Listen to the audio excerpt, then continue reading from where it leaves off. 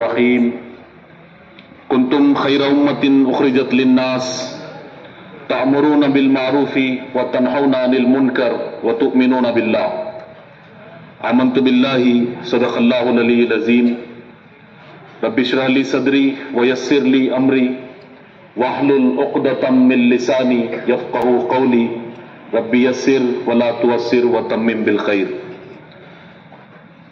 محترم جناب doctor Talha Fayazuddin صاحب، zonal president students Islamic organization of India Telangana, Badr Abrar unit president SIO Peddapalli, اور آج کی اس پبلک میٹنگ میں شرکت فرما معزز بزرگوں، عزیز نوجوان دوستوں اور پیارے بچوں، السلام علیکم ورحمۃ اللہ وبرکاتہ.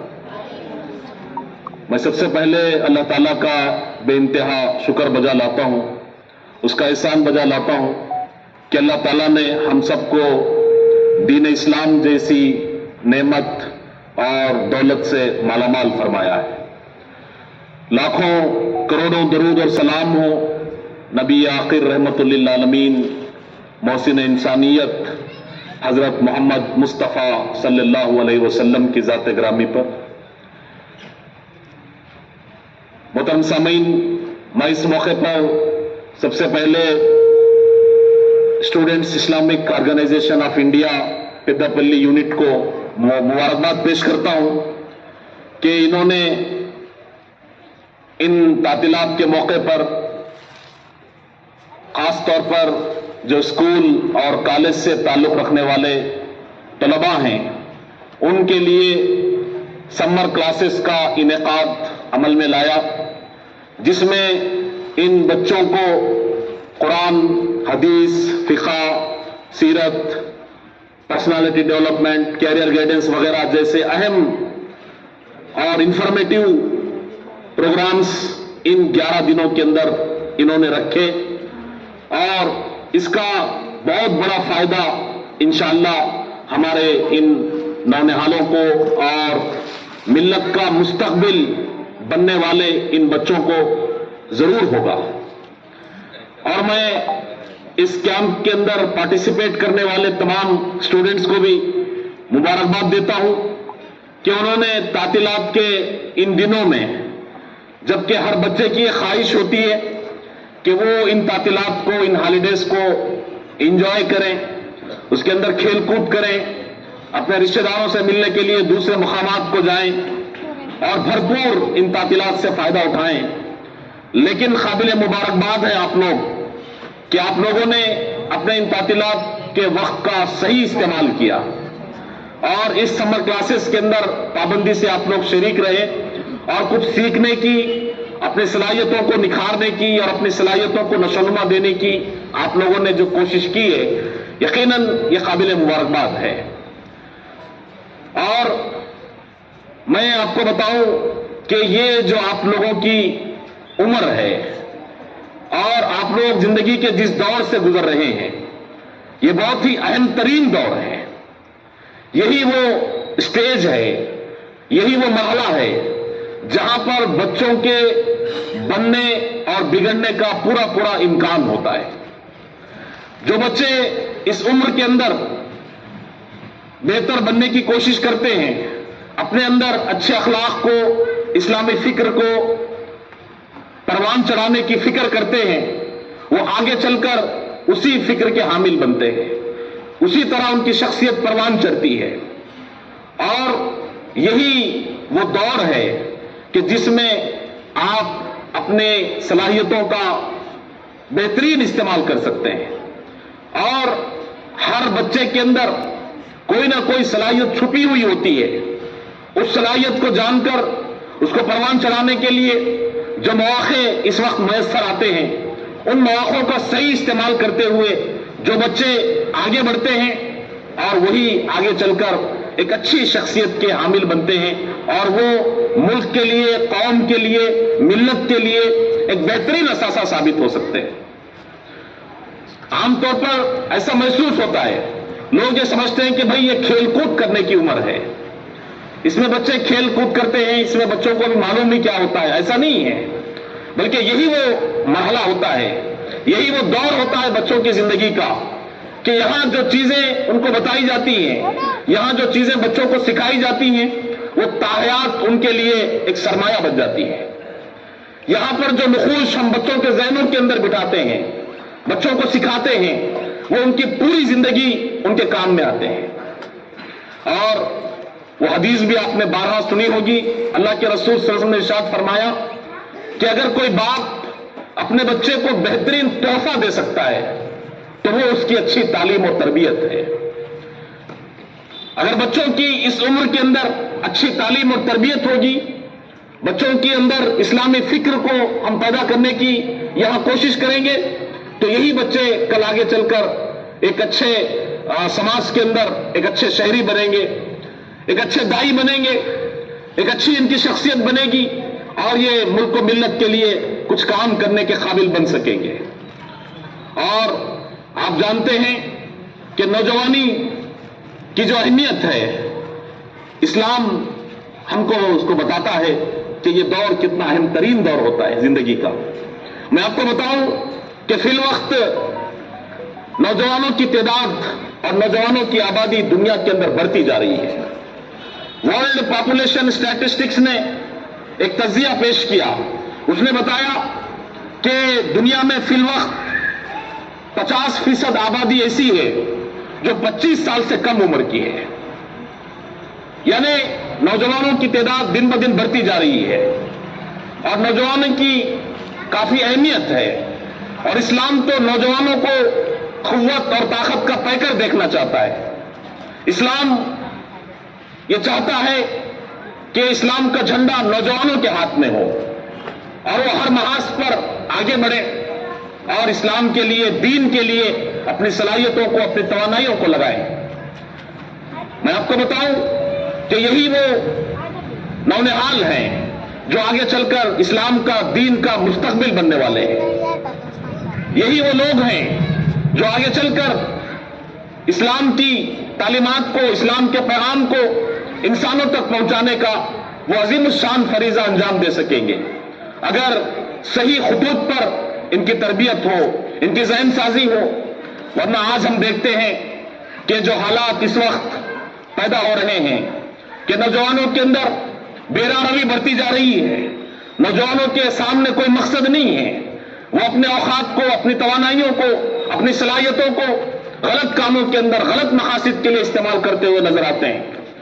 فی الوقت جو چیلنجز امت مسلمہ کے سامنے ہیں، فی الوقت جو چیلنجز امت مسلمہ کے سامنے ہیں، نوجوانوں کے سامنے ہیں، ہم اس کو دیکھیں تو ان حالات کے اندر مسلم نوجوانوں کی ذمہ داریاں اور بھی بڑھ جاتی ہیں، اور حالات اتنے سنگین ہیں کہ نوجوان اگر ان حالات کے اندر اپنی ذمہ داریوں کو ادا نہیں کریں گے، اپنی ذمہ داریوں کو شعور اور ادراک حاصل نہیں کریں گے، تو پھر امت مسلمہ کے جو مسائل ہیں، یہ چیلنجز ہیں، اس کا ہم صحیح انداز میں مقابلہ نہیں کر پائیں گے۔ میں آپ کو بتاتا ہوں کہ آج جو چیلنجز ہمارے سامنے ہیں، خاص طور پر نوجوانوں کو جن مسائل کی طرف توجہ کرنی ہے، وہ یہ ہے کہ آج کہیں اسلام کو، مسلمانوں کو بدنام کرنے کے لیے سازشیں کی جا رہی ہیں، اور کہیں مسلم پرسنل لا کو نشانہ بنایا جاتا ہے، تو کبھی اہانت رسول صلی اللہ علیہ وسلم کے جرائم انجام دیے جاتے ہیں، کہیں اسلامی روایات اور اس کے صاف اور شفاف قوانین کو بدنام کیا جاتا ہے، اور کہیں دروغ گوئی، افترا پردازی اور آنکھوں میں دھول جھونکتے ہوئے اسلام کی صورت کو، اسلام کی تصویر کو مسخ کرنے کی اور مسلمانوں کو بدنام کرنے کی سازشیں کی جا رہی ہیں۔ اس بات کا اندازہ اس سے کیا جا سکتا ہے کہ آج بہت سے مسلمانوں کو یہودی طاقتوں نے اپنا ذہنی غلام بنا لیا ہے، ان کی عقلوں پر قبضہ کر لیا ہے، ان کے خود ساختہ نظریات نے مسلمانوں کو اپنا اسیر اور ذہنی غلام بنا لیا، اور ان کے دماغ کے اندر اسلام کو چھوڑ کر جو دوسرے نظریات ہیں، ان نظریات کو بہتر بنا کر یا ان نظریات کو فائدہ مند بتا کر ان کے ذہنوں کے اندر اس کو بٹھانے کی کوششیں کی جا رہی ہیں۔ چنانچہ آج ہم دیکھ رہے ہیں کہ نوجوان انہی نظریات کے پیچھے اور انہی کے پیچھے بھاگ رہے ہیں، اسی کو گلے لگائے ہوئے ہیں اور اس کے اسیر بنے ہوئے ہیں، جبکہ دنیا پر اور خود ان پر یہ واضح ہو چکا ہے کہ وہ تمام نظریات ناکام ہو چکے ہیں اور بہت کم عمر ہی میں ان کی ناکامی عیاں ہو چکی ہے۔ لیکن آپ کسی بھی نوجوان کو پوچھ کر دیکھیے، آج کے نوجوانوں کا خواب کیا ہے؟ آج کے نوجوانوں کا خواب یہ ہے کہ وہ کوئی اچھی سی ڈگری حاصل کر لے، پھر اس کے بعد کوئی امریکہ کے لیے، کوئی یورپی ممالک کے لیے جانے کے لیے بے چین نظر آتا ہے۔ وہ سمجھ رہے ہیں کہ یہی کامیابی ہے، اسی پر ہم کو اپنی ساری توجہ مرکوز کرنی ہے۔ حالانکہ ہم دیکھتے ہیں کہ امت مسلمہ ایک ایسی قوم ہے، ایک ایسی ملت ہے اور ایسی تہذیب اور کلچر کی حامل ہے کہ اس کے پاس اونچے اور اعلیٰ اقدار ہیں، اس کے پاس اخلاقیات ہیں، اس کے پاس اسلامی ورثہ ہے۔ اسلامی تہذیب نے اپنی حیثیت، اپنی قدر و قیمت، اپنی رفعت اور بلندی اور بہتری و خوبی اس وقت تک ثابت کی ہے اور کرتی رہے گی جب تک کہ مسلمان اس کو تھامے رہیں گے، اس کو اپنائے رہیں گے۔ آج بھی اگر ہم اپنے دین پر جم جائیں، اپنے تہذیب پر اور اپنے کلچر پر پورے طور پر عمل پیرا ہو جائیں تو پھر باد سموم کے باوجود ہم کامیابی سے ہمکنار ہو سکتے ہیں اور دوسروں کو بھی ایک خوشگوار اور پرامن زندگی فراہم کر سکتے ہیں۔ ہم جب اخلاقیات اور اونچے اقدار کے حامل ہیں تو پھر ہم دوسری غیر اخلاقی تہذیبوں کے سامنے کیوں دستے سوال پھیلائیں اور گداگری کا پیالہ ان کے سامنے ہم پیش کریں؟ ہم تو دینے والے ہیں، لینے والے نہیں ہیں۔ ہم نے دنیا کو روشنی دی، ان کو جینے کا سلیقہ سکھایا۔ لوگوں نے ہماری تہذیب سے ہمیں اس انداز سے ذہنی تربیت کرنے کی ضرورت ہے کہ وہ اسلامی مزاج کے حامل بنے، داعیانہ مزاج ان کے اندر پیدا ہو، اچھے اور اعلیٰ اقدار اور اخلاق کے حامل وہ بنے۔ خاص طور پر والدین کو اولاد کی صحیح تربیت اور اسلامی خطوط پر ان کو آگے بڑھانے اور ان کی تربیت کرنے کی ضرورت ہے۔ آج ہم دیکھتے ہیں کہ نہ مدرسوں کے اندر جہاں وہ عصری تعلیم حاصل کرتے ہیں، جس اسکول کے اندر وہ پڑھتے ہیں، جس کالج کے اندر وہ پڑھتے ہیں، وہاں پر کوئی نظم آپ کو اس طرح کا نظر نہیں آتا ہے کہ بچوں کی تربیت ہو، ان کی ذہن سازی ہو۔ نہ گھر کے اندر وہ ماحول ان کو دستیاب ہوتا ہے کہ بچے کے والد یا والدہ اس کو بٹھا کر سمجھائیں، اسلام کے بارے میں، اسلامی تعلیمات کے بارے میں، صحابہ کے واقعات کو بتا سکیں۔ نہ والدین کے پاس کوئی وقت ہے۔ تو ان حالات کے اندر Students Islamic organization of India جو مسلم طلبہ اور نوجوانوں کی تنظیم ہے، یہ ہمارے لیے ایک نعمت غیر مترقبہ ہے کہ اس تنظیم کے ذریعے نوجوانوں کی تربیت اور ذہن سازی کا کام انجام دیا جاتا ہے۔ نوجوانوں کو ان کے مقصد زندگی سے آگاہ کیا جاتا ہے، انہیں بتایا جاتا ہے کہ ان کا مقصد کیا ہے، ان کا نسب العین کیا ہے، انہیں کیا کرنا چاہیے، انہیں دنیا کے اندر کیوں بھیجا گیا، ایک مسلم نوجوان کے اندر وہ کون سے اخلاق اور وہ کون سی خوبیاں پائی جانی چاہیے۔ یہ تمام چیزیں مجھے اور آپ کو اس تنظیم کے ذریعے سے حاصل ہوتی ہیں۔ تو ضرورت اس بات کی ہے کہ والدین اپنے بچوں کو اور طلباء کو اس تنظیم سے وابستہ کریں۔ اس تنظیم کے جو بھی پروگرامز ہوتے ہیں، جو بھی اجتماعات ہوتے ہیں، اس کے اندر اپنے بچوں کو شرکت کروائیں تاکہ ہمارے بچوں کے اندر وہ خوبیاں، وہ اوصاف اور وہ اقدار اور اخلاق ان کے اندر پروان چڑھیں جو آگے چل کر ان کی ایک ایسے روشن مستقبل کی طرف رہنمائی کر سکیں کہ یہ بچے ملت کا اور قوم کا ایک بہتر اثاثہ بن سکیں۔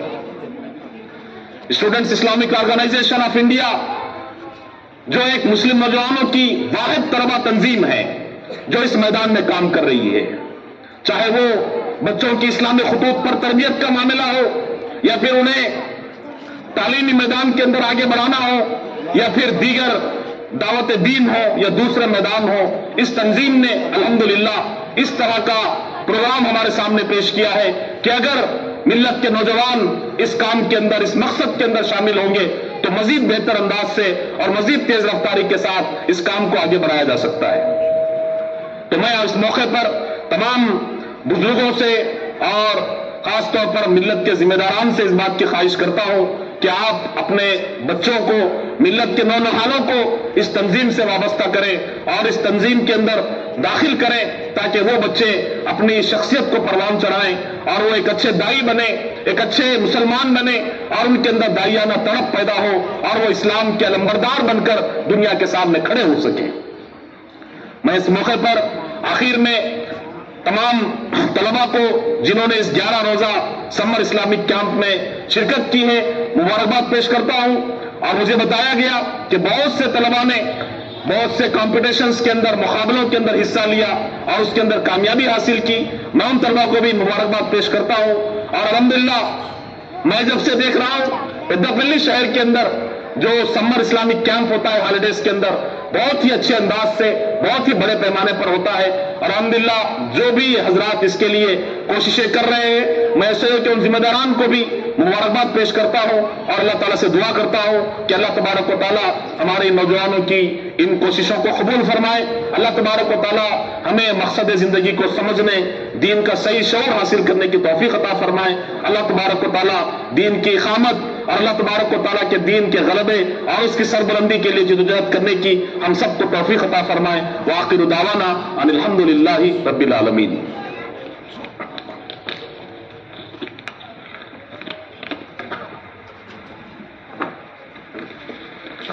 जज़ाकल्लाहु खैरा।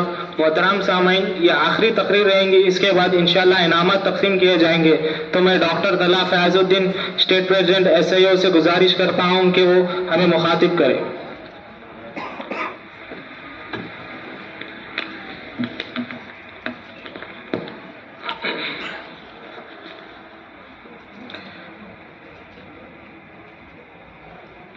अल्हम्दुलिल्लाहि हम्दन कसीरन कमा अमर वस्सलातु वस्सलामु अला खातमिल अंबियाइ व रुसूल अम्मा बाद। क़ाल अल्लाहु तआला फ़िल क़ुरआनिल मजीद औज़ु बिल्लाहि मिनश शैतानिर रजीम बिस्मिल्लाहिर रहमानिर रहीम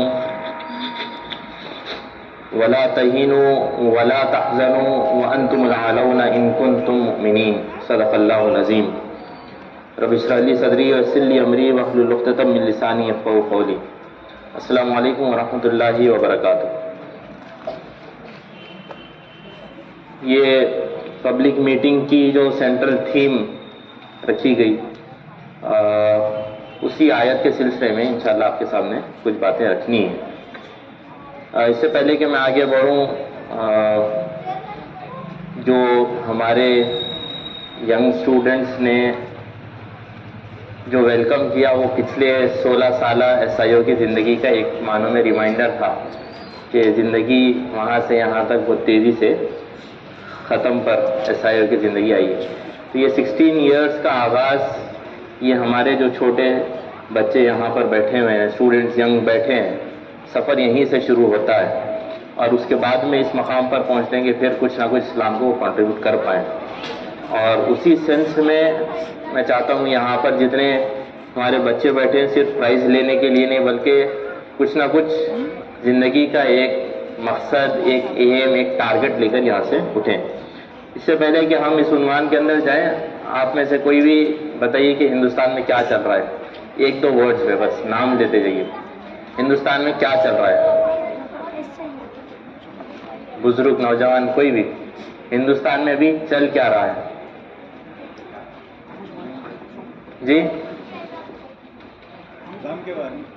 जी, दीन के बारे में कुछ भी न्यूज़ क्या है, हालात क्या हैं हिंदुस्तान के, क्या चीजें गर्म हैं अभी जी? फिरका परस्ती हो गए और जी हेट स्पीच हो गए, नफरत फैलाई जा रही, कम्युनल क्लैशेस हो रहे और फैसिज्म जी, फैसिज्म, ठीक है, तीनों ऑलमोस्ट सेम लाइन्स पे आ गया। और मस्जिदों के ऊपर हमले हो रहे हैं और जी ठीक है, नबी सल्लल्लाहु अलैहि वसल्लम की शान में गुस्ताखी के वारदातें होती जा रही हैं और ठीक है, यहाँ का जो स्ट्रक्चर है उसको तोड़ने की कोशिश की जा रही है, इंसानों के हुकूक पामाल हो रहे हैं और جی اوکے گڈ، مسلمانوں پر ظلم ہو رہا ہے. تو ابھی تک جتنے آنسرس آئے ہیں میں چاہتا ہوں کہ آپ لوگ اس پر ہی غور کریں پہلے، کہ نیوز پیپر کے اندر بہت ساری خبریں ہوتی ہیں. ہاں یہ بات بالکل نیچرل ہے کہ وہ چیز جو آپ کی ہے اس پر اگر کچھ آنچ بھی آئے تو آپ بے چین ہو جاتے ہیں، اور آپ کے ذہن میں ایسا ہی لگتا ہے کہ صرف ہندوستان میں وہی ہو رہا ہے، ہندوستان میں صرف مسجدیں پر حملے ہو رہے ہیں، بلڈوزر چلائے جاتے ہیں، کلاشز ہو رہے ہیں، موب لنچنگ ہو رہی ہے، بلاسفیمی کے کیسز ہوتے ہیں، نبی صلی اللہ علیہ وسلم کی شان کے اندر غلط باتیں پھیلانے کی کوشش کر رہے ہیں. اس کے علاوہ بھی ہندوستان میں بہت کچھ ہو رہا ہے. جب ہماری زبان پر صرف یہی باتیں آتی ہیں کہ ایسا ایسا مسلمانوں کے ساتھ ہو رہا ہے، ہماری مسجدوں کے ساتھ ایسا ہو رہا ہے، ہمارے نوجوانوں کے ساتھ ایسا ہو رہا ہے، تو وہ اس بات کی طرف اشارہ کرتا ہے کہ ہم پر صرف ایک قسم کا ڈر یا ایک قسم کی بے چینی پائی جاتی ہے کہ ہمارے ساتھ یہاں پر ظلم ہو رہا ہے. اگرچہ اس بات میں حقیقت ہے، پر ہم کو چاہیے کہ ہم دیکھیں کہ اور بھی بہت سارے پرابلم سوسائٹی کے اندر ہیں، کہ صرف ہمارے ساتھ پرابلم ہو رہا ہے اور ہم اسی لیے بے چین ہیں، یہ بالکل نیچرل ہے. مگر اس کے ساتھ ساتھ اور بھی بہت سارے لوگ ہیں جو بے چین ہیں، اور بھی بہت سارے لوگ ہیں جو نفرت کی وجہ سے غنڈہ گردی کر رہے ہیں، اور اس نفرت کو ہٹانے کی ذمہ داری، اس نفرت کو ہٹانے کا ٹریٹمنٹ ہمارے پاس ہے، اور وہ ٹریٹمنٹ اور وہ دوا ہم ان کو پہنچائیں، اس چیز کا احساس ہم کو ہونا چاہیے. اللہ تعالیٰ نے سورہ آل عمران کی اس آیت میں فرمایا وَلَا تَهِنُوا وَلَا تَحْزَنُوا، دو چیزیں ہیں نہیں کرنا ہے. اس کے بعد میں اللہ نے فرمایا وَأَنْتُمُ الْأَعْلَوْنَ، اور تم ضرور غالب رہو گے، ان کنتم مومنین، اگر تم مومن ہو. یعنی دو چیزیں نہیں کرنے کی بات ہے اور ایک چیز بننے کی اللہ تعالیٰ نے یہاں پر حکم دیا. اور اگر یہ کنڈیشنز کو ہم پورا کرتے ہیں، اللہ کا وعدہ ہے وَأَنْتُمُ الْأَعْلَوْنَ، تم غالب رہو گے. تم کو جو دبایا جا رہا ہے اور کچلا جا رہا ہے، ظلم کیا جا رہا ہے، یہاں سے نکالنے کی کوشش کی جا رہی ہے، وہ سارے پرابلم سے نکل کر تم یہاں پر غالب آ جاؤ گے، تم لیڈر بن سکتے ہو. دو چیزیں نہیں کرنے کی اور ایک چیز بننے کا یہاں پر حکم دیا گیا. پہلی چیز اللہ تعالیٰ نے فرمایا وَلَا تَهِنُوا، ویکنس مت بتاؤ. ویکنس کے معنی بائسپس کا سائز کم ہو گیا، اس کو ویکنس نہیں بولتے. اسٹرانگ بننا ہے بول کے سب جم کو جا رہے ہیں، صرف مارشل آرٹ کے ٹریننگ لینا شروع کر رہے، اسٹرینتھ اس کو نہیں بولتے. ویکنس اصل میں وہ چیز ہے جو انسان کو اس کے زندگی کے مقصد سے دور کر دیتا ہے. اپنے زندگی کے مقصد کو چھوڑ کر کسی اور چیز کو اپنانے پر کوئی فورس جب کر دے تو وہ ویکنس ہے. نبی صلی اللہ علیہ وسلم نے اس کی مثال ایک حدیث میں دی.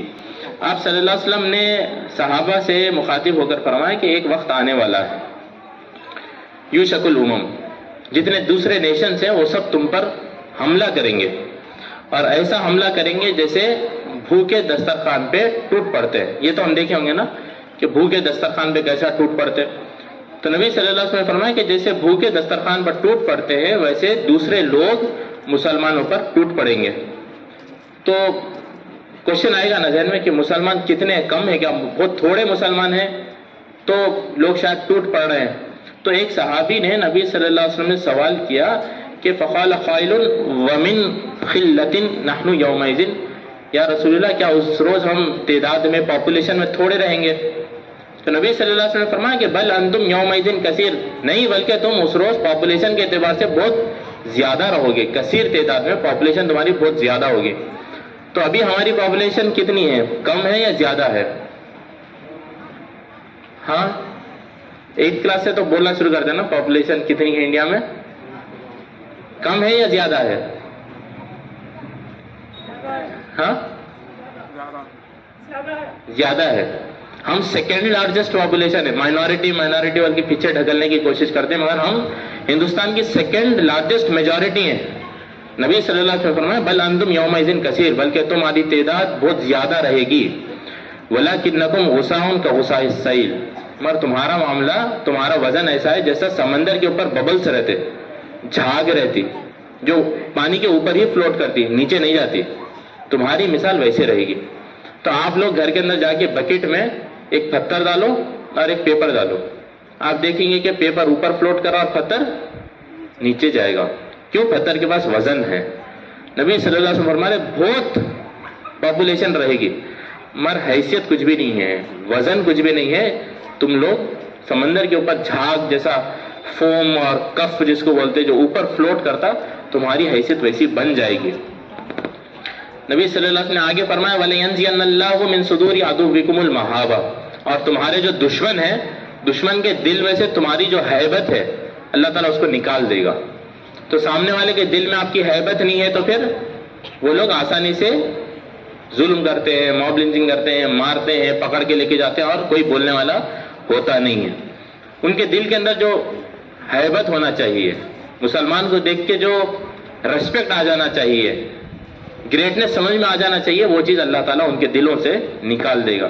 اس کی مثال نبی صلی اللہ علیہ وسلم کے زمانے میں نبی صلی اللہ علیہ وسلم جب خیبر کو فتح کیے، خیبر فتح ہونے کے بعد وہاں پہ اگریمنٹ ہوا یہودیوں کے ساتھ کہ سال میں جتنی پیداوار ہوگی، جتنی کھیتی سے پیداوار نکلے گی، اس کا 50% مسلمانوں کو دے دیا جائے گا۔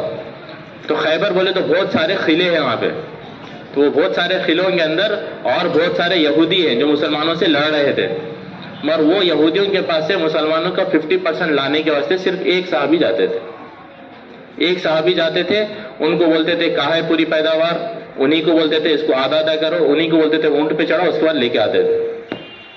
ایک آدمی ہے اور پورے قوم ہے، اور وہ پورے قوم قلعوں کے اندر بڑے بڑے فورٹس کے اندر ہے۔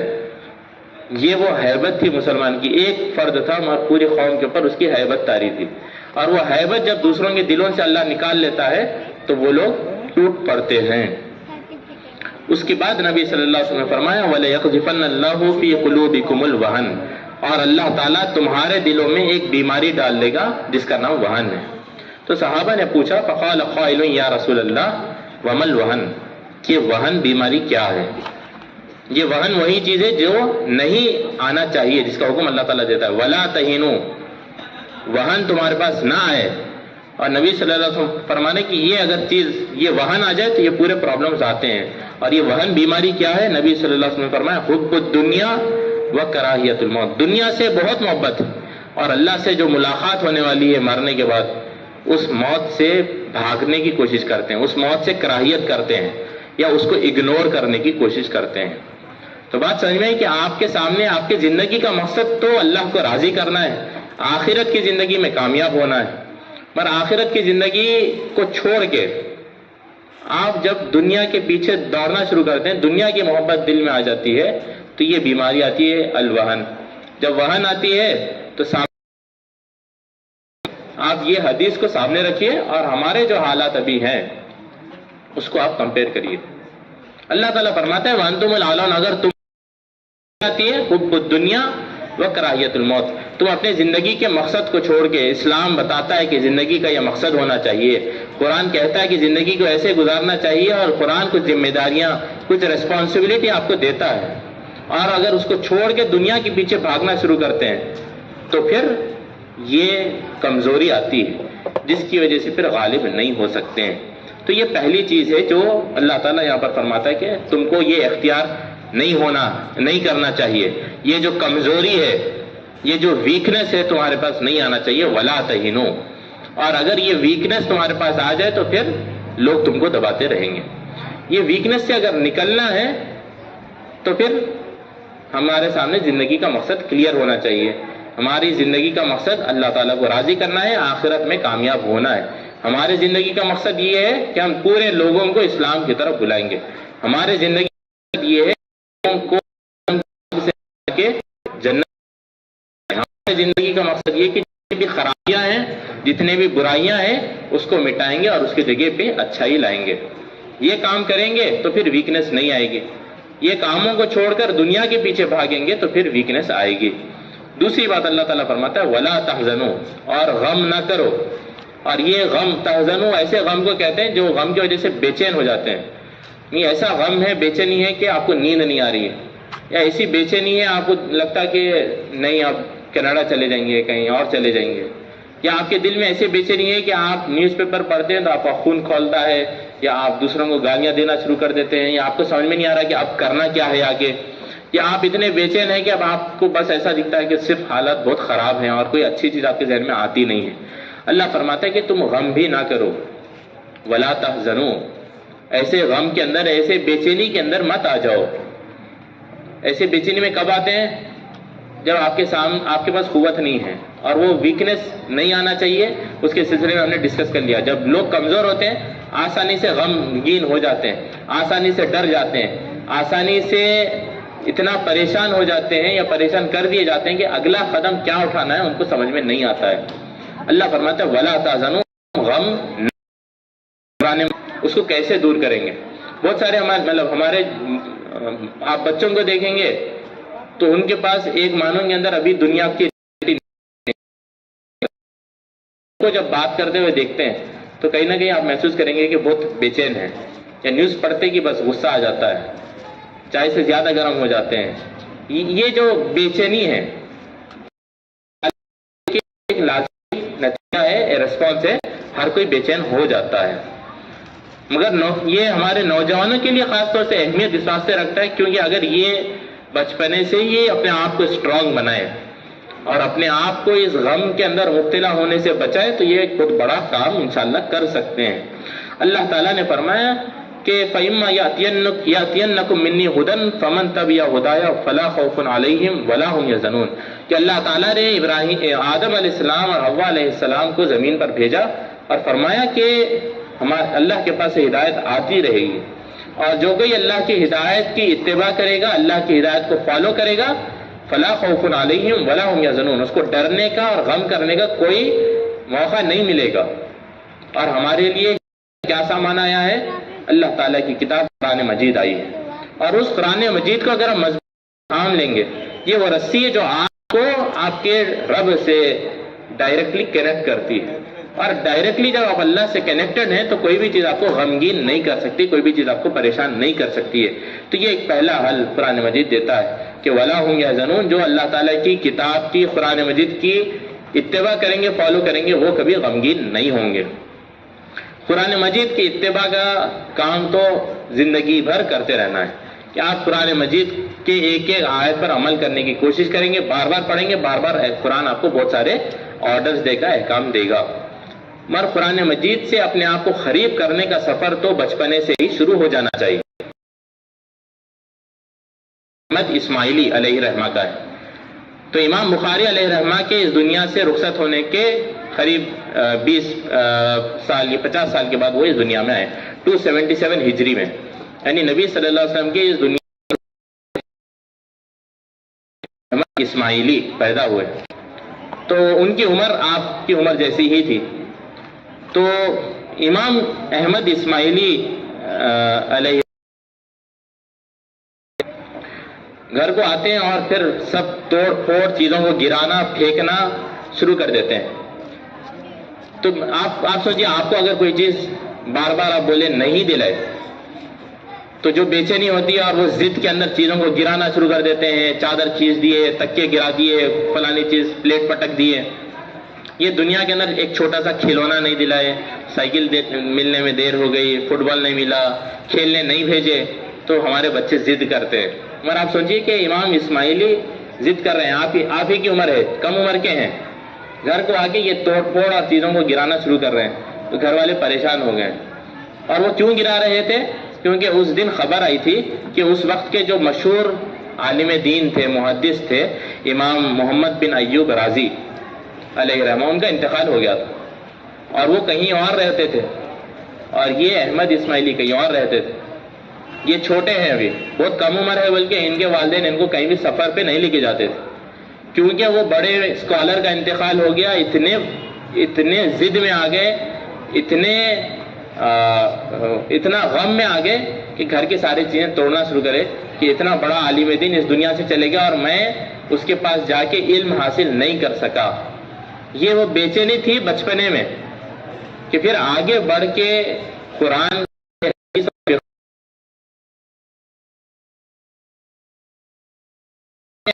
بہت چھوٹا ہوں، تھوڑا بڑا ہونے کے بعد تھوڑا غور سے سنیں گے، تھوڑا بڑا ہونے کے بعد میں سیکھنا شروع کریں گے.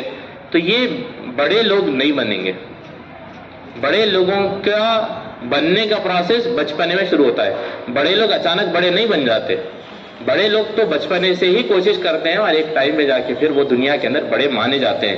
تو یہ ایک مثال بھی آپ کے سامنے احمد اسماعیلی علیہ رحمہ کی، جو بچپنے سے ہی ضد کرتے ہیں اور اپنے والدین کو مناتے ہیں کہ دور دراز مقامات پر ان کو بھیجیں تاکہ وہ علم حاصل کریں اور بہت بڑے اسکالر بن جاتے ہیں. یہ ایک مثال ہے کہ قرآن مجید کو کیسا تھامنا ہے. اور آج ہمارے بچے قرآن مجید کو اتنے شوق کے ساتھ پڑھنے والے بن جائیں کہ میں قرآن کو اچھا پڑھنا چاہتا ہوں, قرآن کو سمجھنا چاہتا ہوں, اچھی آواز میں پڑھنا چاہتا ہوں, تو پھر اس کو انکریج کرنا چاہیے اور ان کو آگے بڑھنا چاہیے تاکہ پھر وہ اس مقام پر پہنچے کہ قرآن مجید کو تھامیں گے اور خود بھی اور پوری امت کو بھی لیڈ کرنے کے پوزیشن میں آئیں گے. یہ وہ لیڈر ہیں جو کسی بھی غم سے رکنے والے نہیں ہیں. اللہ فرماتا ہے وَلَا هُمْ يَحْزَنُونَ. اللہ تعالیٰ اور ایک جگہ پہ فرماتا ہے اِنَّ الَّذِينَ آمَنُوا وَعَمِلُوا الصَّالِحَاتِ, وہ لوگ جو اللہ پر ایمان لاتے ہیں, عمل صالح کرتے ہیں, وَأَقَامُوا الصَّلَاةَ وَآتُوا الزَّكَاةَ, نماز قائم کرتے ہیں, زکوٰۃ دیتے ہیں, لَهُمْ أَجْرُهُمْ عِندَ رَبِّهِمْ, ان کے پاس ان کے رب کا ایک اجر ہے جو وہ ان کو عطا کرے گا. وَلَا خَوْفٌ عَلَيْهِمْ وَلَا هُمْ يَحْزَنُونَ, اور ان کو کوئی چیز سے ڈرنے اور کسی چیز سے غم کھانے کی ضرورت نہیں ہے. یہاں پر اللہ تعالیٰ نے 4 چیزوں کا حکم دیا کہ ایمان لانا ہے, اور ایمان لانے کا ایفیکٹ یہ ہوگا کہ وہ عمل صالح کریں گے, وہ نماز قائم کریں گے اور زکوٰۃ دیں گے. یہ 4 چیزیں ہیں. ایمان کے سلسلے میں اللہ تعالیٰ نے سورہ آل عمران کی اس آیت میں بھی فرمایا کہ وَأَنْتُمُ الْأَعْلَوْنَ إِن كُنتُم مُؤْمِنِينَ, اگر تم ایمان والے ہیں تو تم غالب رہو گے. ایمان کیا ہے؟ ایمان صرف زبان سے کچھ کلمے بول دینے کا نام نہیں ہے. ایمان اقرار باللسان, تو زبان سے بولنا بھی ہے, اور تصدیق بالقلب, آپ کے دل میں اس کی تصدیق بھی ہونا چاہیے. حسن بصری علیہ الرحمٰن نے فرمایا کہ لیس الایمان بالتمنی ولا بالتحلی, ایمان تمناؤں کا اور حلیہ بنا لینے کا نام نہیں ہے. آپ بس اعلان کر رہے ہیں کہ ہم ایمان والے ہیں, وہ کافی نہیں ہے. آپ اپنا مخصوص حلیہ بنا لیے ہیں, کپڑے پہن لیے ہیں یا کچھ ٹوپی پہن لیے یا نام رکھ لیے ہیں, اس کو ایمان نہیں کہتے ہیں. وہ کہتے ہیں آگے کہ ولیکن وقر فی القلب وصدقہ العمل, ایمان وہ ہے کہ جو آپ کے دل کی گہرائی تک پہنچ جاتا ہے اور پھر اس کی تصدیق آپ کے عمل سے ہوتی ہے. جب دل میں ایمان ہوتا ہے تو پھر آپ کے عمل اس کے مطابق بن جاتے ہیں. اسی لیے فرمایا کہ ان الذین آمنوا وعملوا الصالحات, جو ایمان لاتے ہیں اور پھر عمل صالح کرتے ہیں. ایمان آپ کے دل کے اندر ایک بیج ہے جو آپ ڈالیں گے, اور وہ ایک بہت بڑا درخت بنے گا, اور وہ ایسا درخت بنے گا جو یہ پورے کام کرے گا, عمل صالح کرے گا, نماز قائم کرے گا اور زکوٰۃ دے گا. نماز ایک الگ کوئی چیز نہیں ہے. نماز آپ کو دن میں 5 مرتبہ یاد دلاتی ہے کہ آپ کی زندگی کا مقصد کیا ہے. ابھی ہم نے ڈسکس کیا تھا کہ زندگی کے مقصد کو چھوڑ دیں گے تو پھر ویکنیس آئے گی, اور اس کو ریمائنڈ کرنے کے لیے کہ زندگی کا مقصد یہ, اور وہ کوالٹی ہے کہ آپ اچھے عمل کرنے والے بن جاتے ہیں. آپ سوسائٹی میں نفرت کو دور کرتے ہیں, نفرت کے بجائے آپ محبت لاتے ہیں. سوسائٹی کے اندر جو ظلم ہو رہا ہے اس کو ہٹاتے ہیں اور اس کی جگہ پہ آپ پیس اور امن اور سکون لاتے ہیں. یہ آپ کے ایمان کا اثر ہے. اور ایسے ایمان والے اگر ہم بن جائیں تو اللہ کا وعدہ ہے وَأَنْتُمُ الْأَعْلَوْنَ, تم غالب رہو گے. یہ پورے نیوز پڑھ کے اور مسجدوں کے ساتھ کیا ہو رہا ہے, نبی صلی اللہ علیہ وسلم کی ذات میں کیا گستاخی ہو رہی ہے, یہ ساری چیزیں ہم کو ضرور بے چین کریں گی. اور اس بے چینی کے ساتھ یہ احساس ہو کہ ہم ایمان والے, یہ بے چینی ہم کو ہمارے اندر نہ ویکنیس لائے, نہ ہم کو ایسے غم کے اندر مبتلا کرے کہ ہم کو ہمارا اگلا قدم سمجھ میں نہ آئے. اور اگر ہم یہ کر لیں گے تو اللہ کا وعدہ ہے وَأَنْتُمُ الْأَعْلَوْنَ, اور اللہ تعالیٰ اپنے وعدے میں سچا ہوتا ہے. ہم کو چاہیے کہ ہم اپنے آپ میں ہمارے ایمان کے معاملے میں ہم بھی سچے بن جائیں. اللہ تعالیٰ سے دعا ہے کہ اللہ تعالیٰ ہمارے دلوں کو ایمان سے منور کرے, ہمارے معاشرے کو دین اسلام سے منور فرمائے. اس غم سے اور خوف سے اللہ تعالیٰ ہماری نجات فرمائے. اللہ تعالیٰ ہم کو اور ہمارے معاشرے کو امن و سکون عطا فرمائے.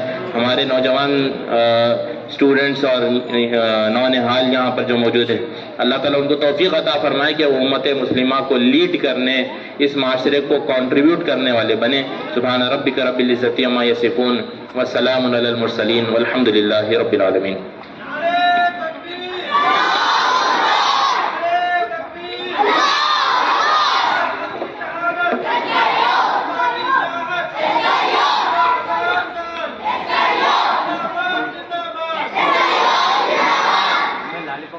جزاک اللہ خیر بصیرہ. یہ تھے جناب ڈاکٹر طلحہ فیاض الدین صاحب, اسٹیٹ پریزیڈنٹ آف SIO. معزز سامعین, آپ تمام کا گزارش کرتا ہوں کہ تھوڑی دیر تشریف رکھیں, پرائز ڈسٹریبیوشن ہوگا. تو معزز سامعین, ایک پہلا جو پرائز جو ہے وہ کچھ اس طرح ہم لوگ ترتیب دیے.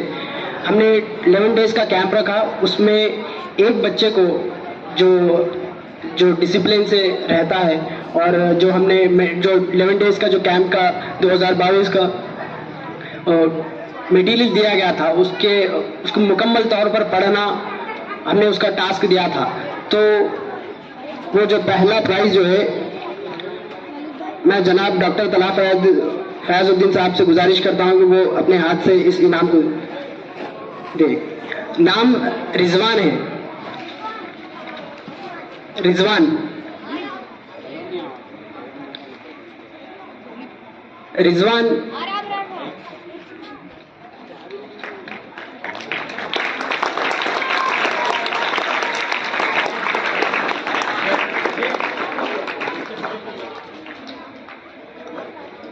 اور نیکسٹ پرائز ہم نے 3 کیٹیگری میں ایگزام کنڈکٹ کیا گیا تھا ایک کیمپ کے مطابق. 3rd سے 5th کلاس کے بچوں میں عمر 3rd کلاس 100 مارکس میں 98 مارکس یہ بچوں نے حاصل کیے.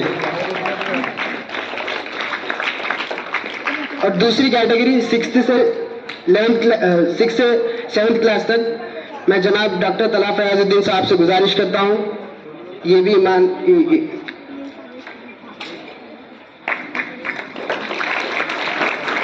فرحان 6th 7th کلاس کی کیٹیگری.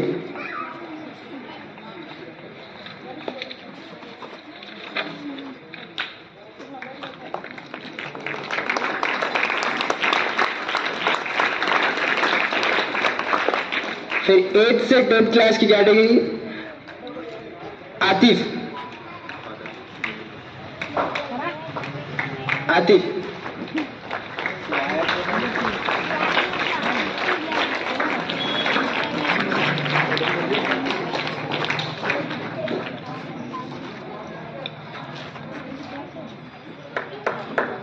پھر اسی کے ساتھ ہم نے کوئز کمپٹیشن رکھا.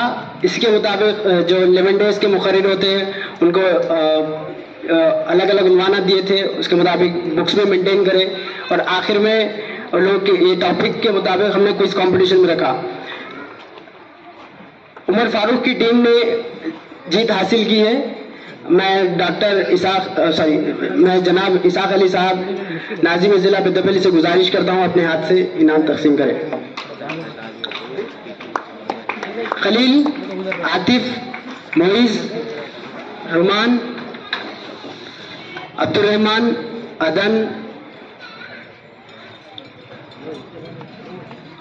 امان، ریان، رومان، حمزہ، رضوان. آئیے.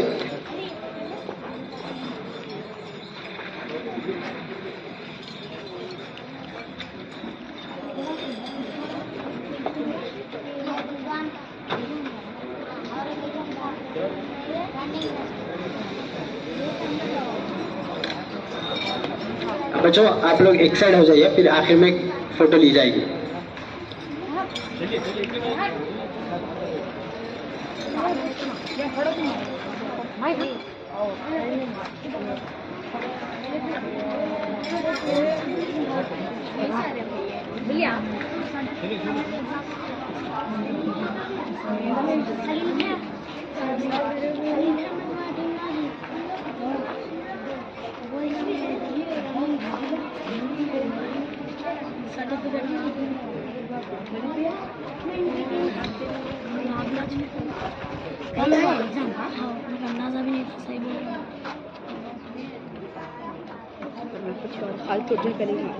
یہ تو میرا بس میں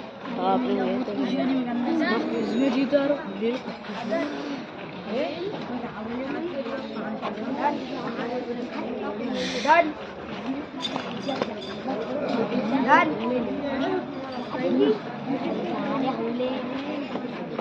اسی کے ساتھ تقریب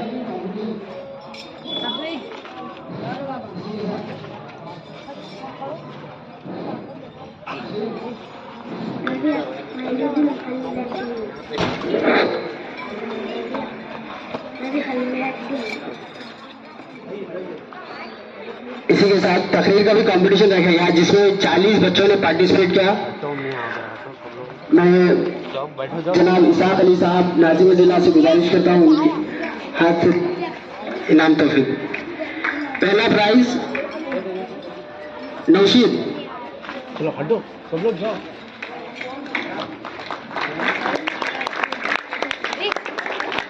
दूसरा प्राइज खलील खान।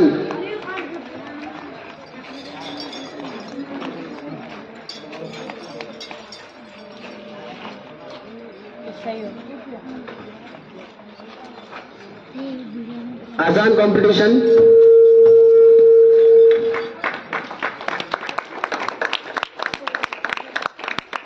मैं जनाब मोहम्मद यूसुफुद्दीन साहब से गुजारिश करता हूं अपने हाथ से इनाम बच्चों को दें।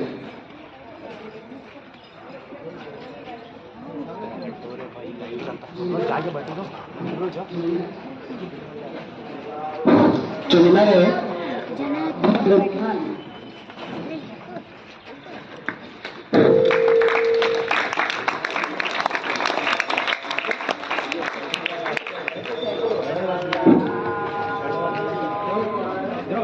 इसी के साथ स्पोर्ट्स का कैटेगरी शुरू होता है। रिले रेस 5th क्लास से 6th क्लास तक।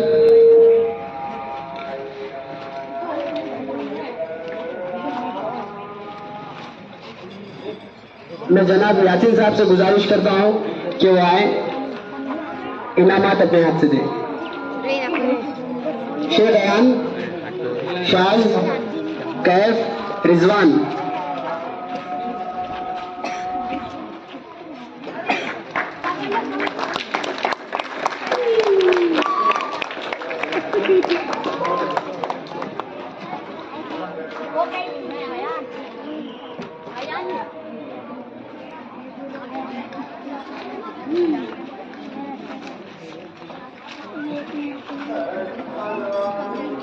Single running race 1st class से 3rd क्लास तक।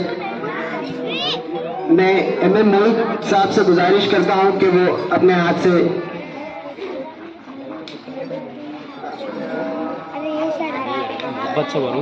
इसाक अली साहब से गुजारिश करता हूं कि वो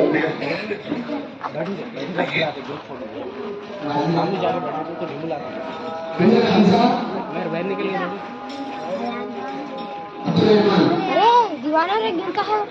Hamza second prize Abdul Rahman.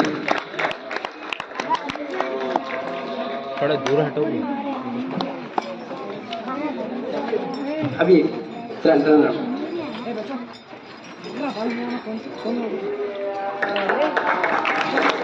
Nursery के बच्चों के लिए भी रखा गया था जिसमें शेख जुनैद छोटा सा बच्चा है जो जनाब मोहित साहब से गुजारिश करता हूँ ये भी एक तो जी बचा कर दो से छोड़ेगा। शेख जुनैद।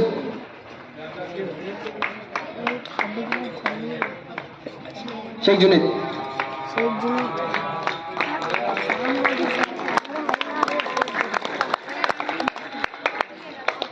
और इसके साथ टग ऑफ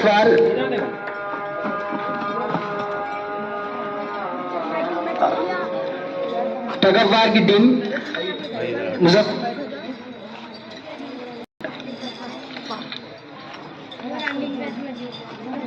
मुजफ्फर, अयान, फरहान, अयान, अब्दुल। मैं शाहनवाज आफाकी साहब से गुजारिश करता हूँ वो अपने हाथ से तोहफे।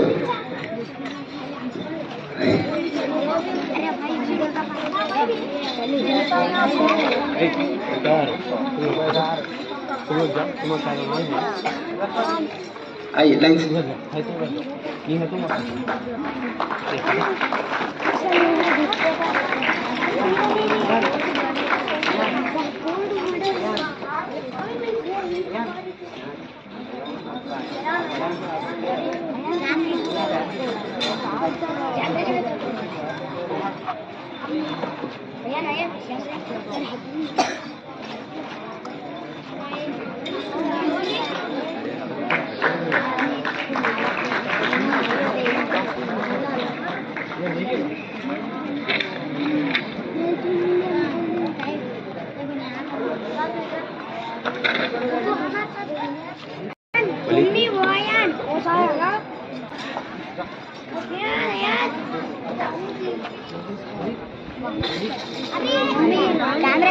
कैमरा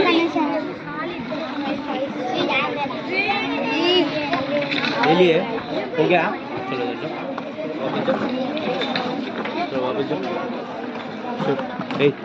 चलो तुम चलो चलो आराम चलो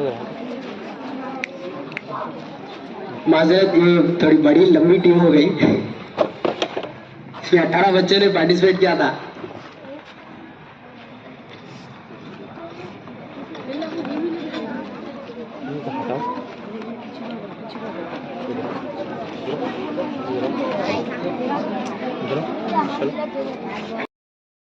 मैं जनाब खलील अहमद साहब से गुजारिश करता हूँ वो अपने हाथ से इनामात दें। लोग बुला लो Waleed. Musical chair Jain Jain Jain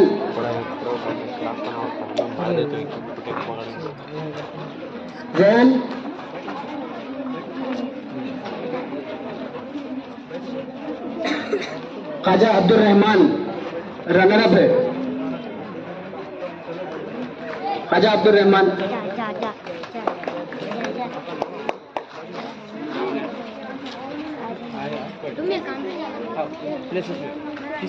category में रखा गया था।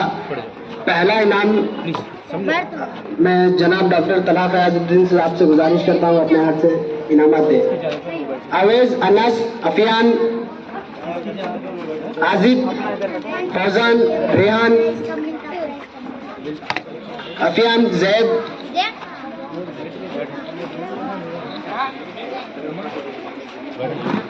थोड़ी देर कवर वहाँ पीछे आगे खड़ो, पीछे आगे खड़ो। यहाँ पे एक दूसरा एक बहुत काम है।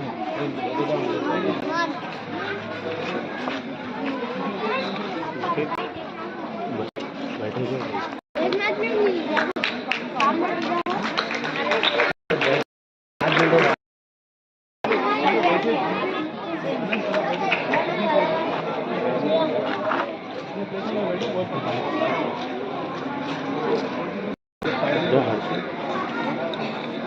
और इसी के साथ अब्दुल रहमान, फैजान, खलील, फरहान, अमान, सोबी, शाहिद, आगे बैठोगे क्या में गिरता गिरता बच्चा जाओ नौशीद, चाहो भाई चाहिए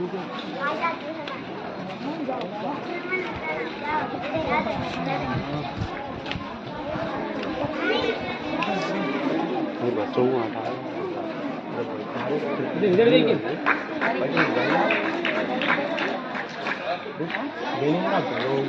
माना खाते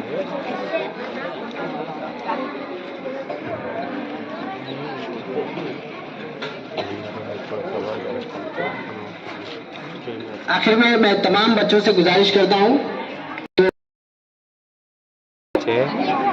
पूरे प्राइज बोल, पूरे प्राइजेस वाले बोल। तमाम बच्चों से गुजारिश किया जाता है कि वो सामने आए। तमाम नहीं जी यार, तमाम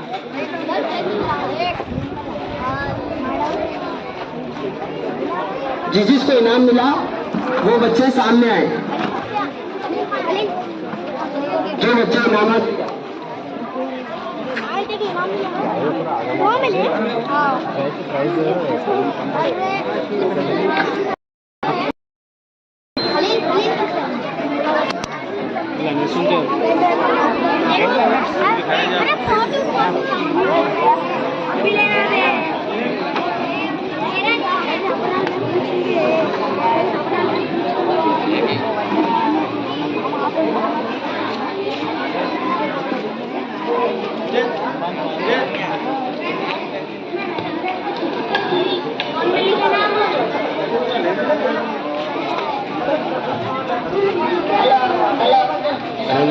अरे शारी लोग हटा वहां से।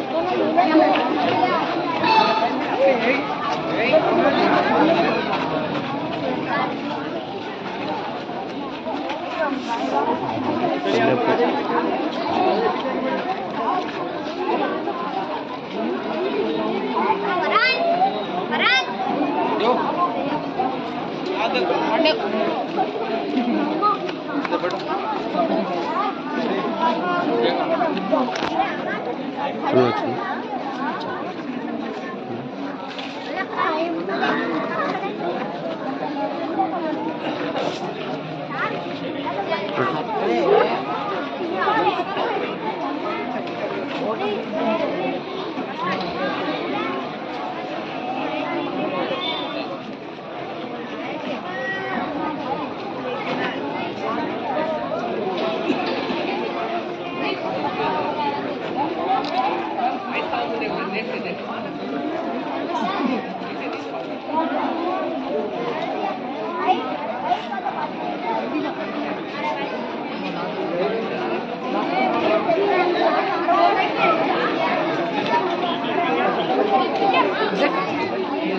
केक कट कर मैं गाड़ी ले जा गाड़ी नहीं होता है, लोगों को हटाओ, पहले हटा के जाओ तो पूरा हो गया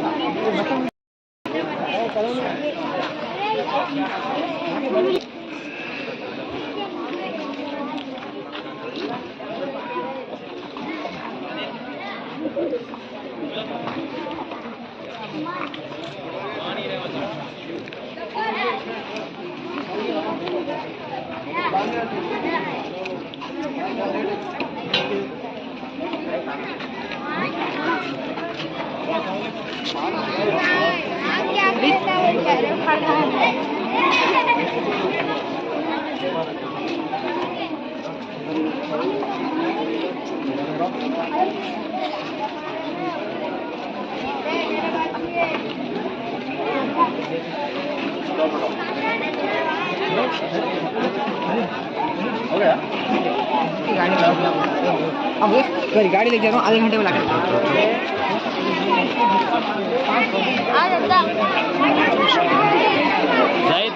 भैया मैं स्टैंड कहाँ गया जी, तो स्टैंड निकाल के फेंक दिया। कहाँ फेंके? अरे शॉट मारता मैं उसको।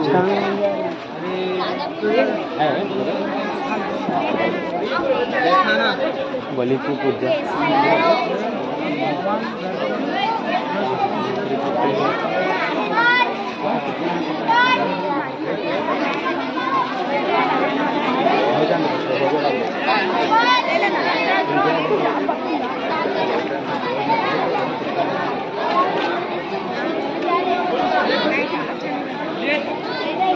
भजन एम्पलीफायर का वायर निकल गया शायद, देखो जाओ एम्पलीफायर का निकल गया, जाओ फैजन।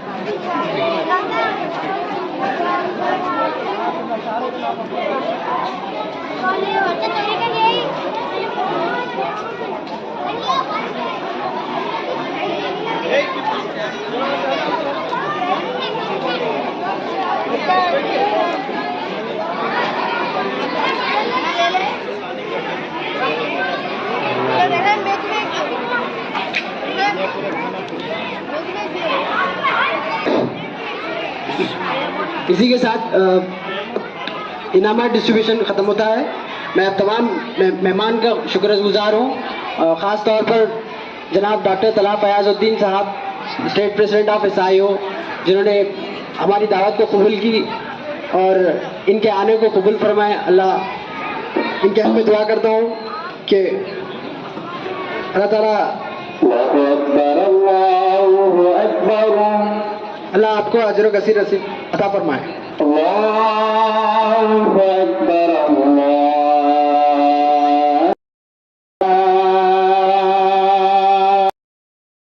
अकबर, अशहदु अल्ला अशहदु अल्ला इलाहा इल्लल्लाह